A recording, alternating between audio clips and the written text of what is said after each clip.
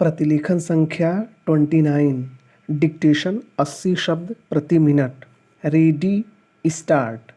महोदय, मैं दिल्ली के संबंध में भी कुछ कहना चाहता हूँ। अब दिल्ली चूँकि केंद्र शासित क्षेत्र है और दिल्ली को केंद्र शासित क्षेत्र माना गया है, तो स्वभावतः दिल्ली वालों को यह आशा थी कि केंद्र से शासित होने से यहाँ पर उन्नति होगी और यहाँ के लोगों को कुछ सुविधा मिलेगी, संतोष प्राप्त होगा।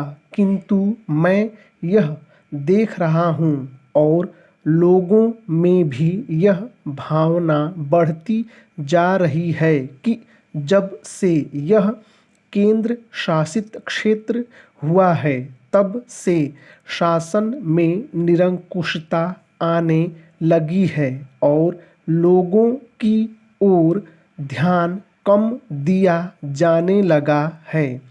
इसलिए मैं यह कहना चाहता हूँ कि दिल्ली प्रशासन के पुनर्गठन के ऊपर पुनः जोर दिया जाना चाहिए और हो सके तो इसके लिए एक समिति बैठा दी जाए और उसके लिए सोचा जाए कि दिल्ली का प्रशासन किस तरह का होना चाहिए।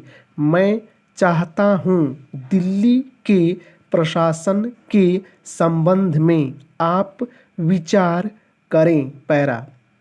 भ्रष्टाचार के संबंध में यहाँ बहुत कुछ कहा गया है। मैं पुनः उसको दोहराना नहीं चाहता, किंतु इतना अवश्य कहना चाहता हूँ कि आज देश में जनता का जो नैतिक स्तर है वह दिन प्रतिदिन गिरता जा रहा है।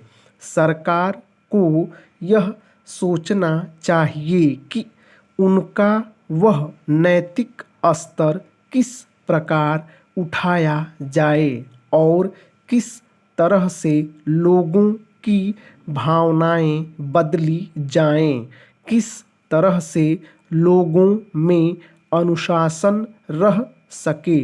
इसके लिए सोचना अत्यंत आवश्यक है।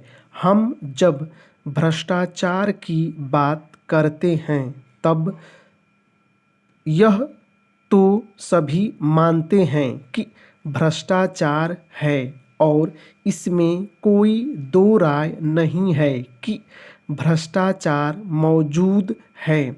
छोटे से अधिकारी से लेकर बड़े अधिकारी तक यह फैला हुआ है।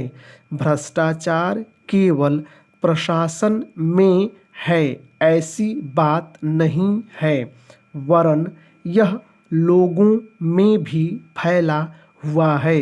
जब करों की अदायगी का प्रश्न आता है तब लोग दो दो खाते बना लेते हैं और आयकर की चोरी करने का प्रयत्न करते हैं और कर से बचने के लिए भ्रष्टाचार करते हैं। जैसे बगैर दोनों हाथ के ताली नहीं बज सकती, ठीक वही बात भ्रष्टाचार के संबंध में लागू होती है। भ्रष्टाचार के निवारण के लिए जितना अधिकारियों का कर्तव्य है, उतना ही कर्तव्य जनता का है।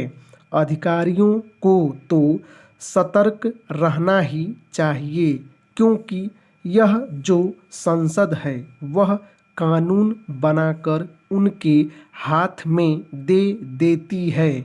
उसका कार्यान्वयन करने के लिए जनता और नौकरशाही को सहयोग से कार्य करना चाहिए। स्टॉप।